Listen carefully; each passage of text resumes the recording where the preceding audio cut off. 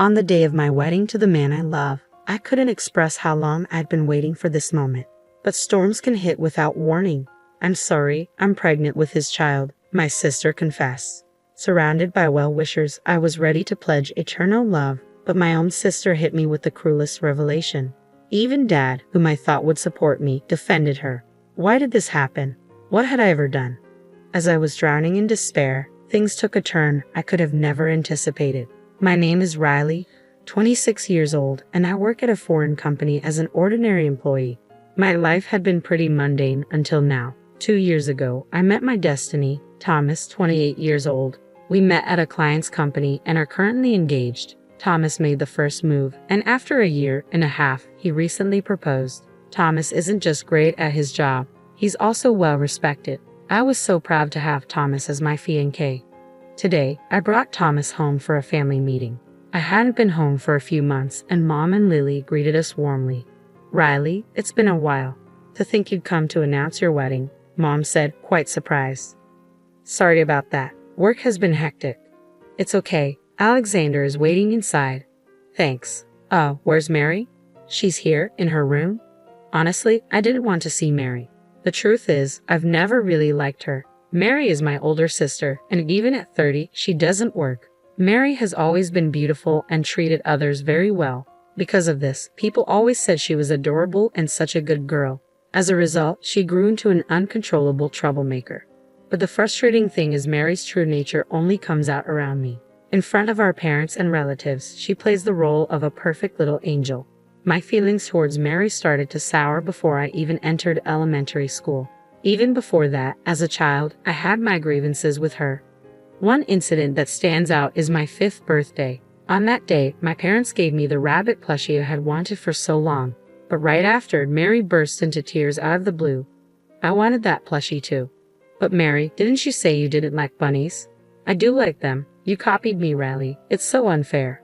"No, that's not true. I've always loved bunnies." "Liar. Riley, do you hate Mary that much?" Mary sobbed uncontrollably, making the atmosphere tense. What made things even more complicated was that Dad, Alexander, doted on Mary excessively. Whenever Mary and I had a falling out, Dad always sided with her. Of course, this time was no different. Dad forcefully took the rabbit plushie I was holding and handed it to Mary. "Dad, that's the one I just got. Listen, Riley, you're the younger sister. Mary comes first, so give it to her. But I've wanted that bunny for so long. We can get you another one for your birthday next year. Just bear with it this year." "Fine." Mary, hiding behind Dad, smirked at me maliciously. I can't forget the look on her face from that moment. It was as if her eyes were telling me, "That's what you get." A few days later, I found the plushie that Mary had taken dirty and discarded in the trash. Crying, I went to Dad, but he dismissed me, saying, "You're the younger sister. Deal with it." From then on, I gave up expecting anything from my family. After that, Mary frequently tormented me, and whenever we argued, I was always painted as the bad guy. Mom would step in to defend me, but Dad continued to shower Mary with affection regardless. Because of Dad's incessant spoiling, Mary never held down a job and still lived a carefree life at our parents' house. She would take on part-time jobs briefly, only to quit soon after, and whenever she needed money, she'd beg Dad. Each time, without reprimanding her, he'd give her an allowance. Mom grew tired of Dad's behavior and stopped intervening. Because of our past, I despised Mary and didn't want to see her. The mere thought of her causing another scene filled me with dread. Despite my anxiety, I headed to the living room with Thomas, but only Dad was sitting on the couch. Mom prepared some coffee, and the conversation shifted from casual chit-chat to talk of the wedding. As we discussed the wedding date, I heard footsteps coming down the stairs. Oh no, I prefer she not meet Thomas, but my fear quickly became a reality. Mary, wearing a revealing outfit, entered the living room. Feigning sweetness, she addressed me. "Oh my, Riley, long time no see." "Mary, we're discussing something important. Can you come back later?" "What's going on? Am I being excluded from some secret conversation?" "It's just about the wedding." "The wedding? So the guy over there is your fiancé?" Mary approached Thomas, saying sweetly, "I'm Riley's sister," with a warm smile. Thomas seemed somewhat charmed by her. Biting back my urge to shout, I stood up and left the living room to suppress my anger. I headed to the bathroom. Why does it always have to be like this? Mary's always in my way, and Thomas better not be falling for her. I took a few deep breaths to calm myself before returning to the living room. I found Mary and Thomas deep in conversation, laughing together. Witnessing that scene, the anger I'd been suppressing surged instantly. I gathered my things and called out to Thomas. Thomas, we're done here. Let's go home. Huh? Are we leaving already? What about the wedding plans? I'll contact Mom about it later. Can we just leave now? All right, Alexander, Lily, Mary, it was nice seeing you all. As we tried to exit the living room, Mary ran up to Thomas. Come back soon, she said, flashing a big smile. It irritated me. I had told Thomas about Mary before, yet seeing him so taken with her made me feel anger again. On our way home, I approached the topic with Thomas, trying to dispel my anger and anxiety. Thomas, you remember what I told you about Mary, right? Yeah, I do, but based on her chat today, she seems nice. That's the thing, she's like that with everyone but me. Please don't be so easily fooled. Hey, I'm not easily swayed. The one I love is you, Riley. I wouldn't fall for any temptations. I trust you. Yet, recalling Thomas's expression around Mary earlier, I still felt unease. I think we should avoid visiting my family home as much as possible after we're married. After that, we didn't discuss Mary and simply enjoyed our time together. Our wedding preparations were well underway, and I was too busy to dwell on anything else. Then the big day arrived. My wedding dress, which I had tried on many times and finally chosen, was perfect. My makeup was slightly bolder than usual, and I wore a subtle tiara.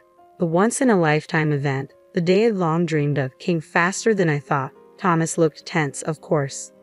I felt the same nerves, but more than that, I was overwhelmed with joy that we were finally becoming husband and wife.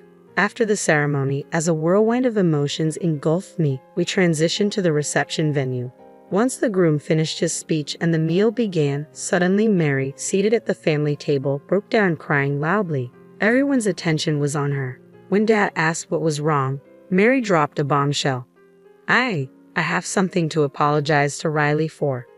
Apologize? What are you talking about, Mary? I asked. Riley, I'm so sorry. I'm pregnant with Thomas's child. What? I couldn't process this unexpected revelation. Mary's words echoed in my mind.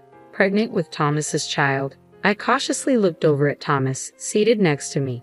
His face was pale, and he was sweating, looking down. In that moment, it hit me. What Mary was saying was true. Suddenly, my vision blurred, and I couldn't control my body. Then everything went black.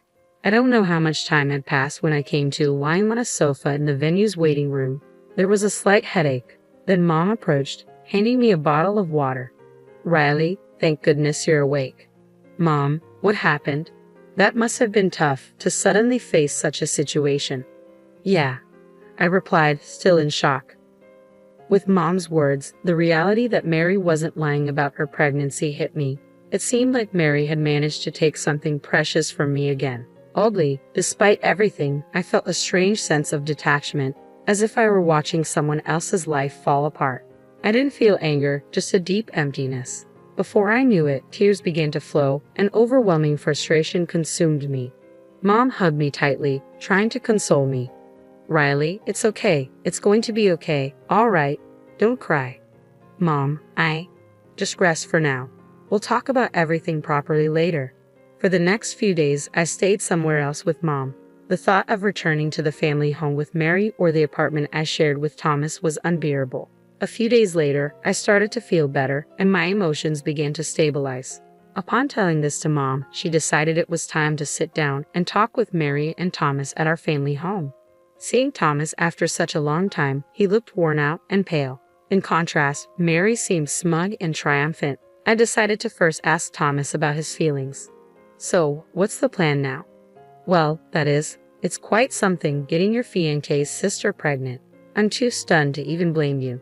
I'm sorry, but I love Mary. I can't marry you, Riley. I knew this was coming, but hearing Thomas's decision still stung. Sensing my emotions, Mary had a mocking grin on her face. Trying to hold back my irritation, I confronted her. What do you want, Mary? Well, isn't it obvious? I want to marry Thomas for our baby's sake. You're serious? You do know he was my fiancé, right? So even after all this, you still want to marry Thomas? That's perhaps because Thomas chose her, Mary said with certainty as if she had no competition left. Her apologetic face at the wedding venue was nowhere to be seen, replaced with a hateful smirk. Talking further felt like a waste of time. Feeling resolved, I realized it was time to move on from both of them. I took a deep breath to end the conversation, but Dad, who had been listening, spoke up. "Riley, you understand, right?" "Dad, what are you talking about now? You've always been told to give way to your younger sister, haven't you? What's your point?